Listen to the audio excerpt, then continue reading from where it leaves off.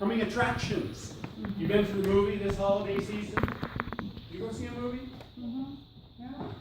And what do they show when you first get in there? All these shows coming up, and things are blowing up, and planes are flying across. It's pretty exciting, right? You want to see each and every one of those movies. Of course, that's why they make those coming attractions trailers for you. So you'll go back and buy a big thing of popcorn and go see the next several movies. So we got some of that today in our lessons. We got some coming attractions about the coming of Jesus, the coming of the year ahead. Now, Hollywood maybe gives you a little bit more information about what's going to be in the movie that you might want to see. Here we're told that we don't know when it's going to play. And you're not to know. But be ready, because it is going to happen. Be ready. Again and again we hear those words. So we have time, once again, really with us. The start of the new year. Now I know New Year's is still a month and a week away, but New Year for the church means that we're going to look again at this long story of Jesus with us. And this time it's with Matthew, in year A. It's a little bit different approach to the story that we've heard from Luke last year and from Mark in year B. So, every Sunday, we look forward to learning just one more bit, something new about this story, about how to get impressed upon us in a new way. A new week in our life, a new way of hearing God's gospel, a new way of being prepared to go out into the world and live our lives. Now, of course, this year is a little bit different. Every 8 years, something like this comes up. We just had an election. And so we're going to have something new start in the next year. Again, it's new in Advent. It's new in our country. Now, I want you to reflect a little bit. I know some of us are a little fearful about the future. Always fearful about the future. And maybe especially so, because we have a big change that is likely to happen. And that's scary stuff. I don't like change. But what this season and this ongoing Advent time and time again say, be ready for change. Nothing stays the same. God does not want things to just stay the same. So we're getting it in spades this time. Now I want you to reflect. Just think, 2 election seasons ago, we had a new president come in, and before really he even got settled in, what happened? 9/11. The most disastrous thing to happen to our country in decades and decades. Then the next president came in, and what had just happened? The next 8 years, we had the Great Recession. And so once again, the new president had to work through this terrible challenge to our national life together. Now, we don't know what's going to happen. We're hoping that nothing on that order of magnitude will come again. But I like to point out, those are history now. We've lived through both of those big events, and our nation has lived through many events before. So we look forward to this coming attraction, this new life ahead of us, and we need to look forward with our gospel eyes. We need to have discernment. What are we to do in this new situation? Our new opportunities. Always, every day is something new. What do we make of this day? What do we look forward to? What's that exciting thing that'll make us live through whatever we have to live through and get to that new and hopefully exciting, challenging thing? If we look at our lessons, so Blake finally gets to the lessons. If we look at our lessons, we have Isaiah chapter 2. Now, chapter 1 is Isaiah getting picked out and the hot coals and the whole thing, and there he is. And here's Isaiah, this long, long, long prophet who is talking in some dangerous times. Israel's going to go up in smoke here shortly, in another decade or so.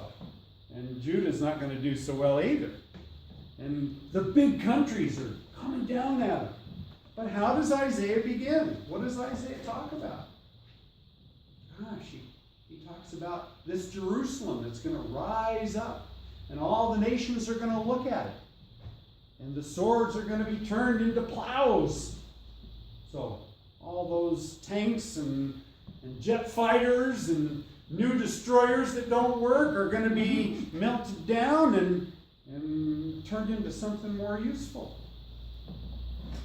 And this is the start in the middle of grave difficulties, the start of his prophecy. He starts with the vision.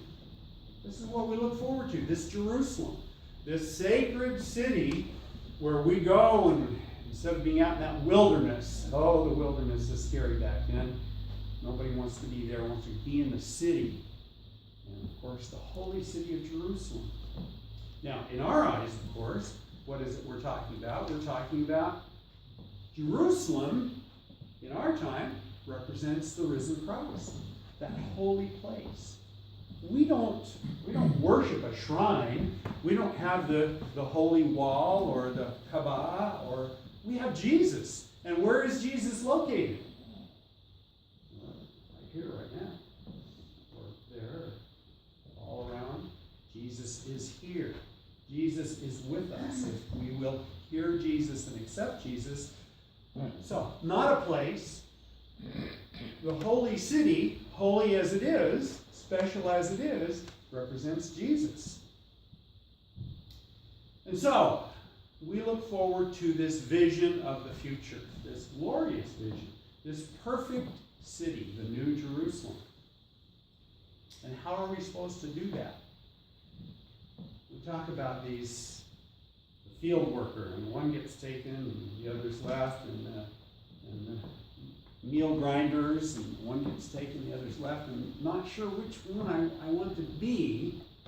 Of course, we have the left behind stories, but we should be thinking about what is our gospel situation. Paul reminds us that we're not in the dark anymore. The night's pretty much over. The light is there, beckoning us. We're gospel people now.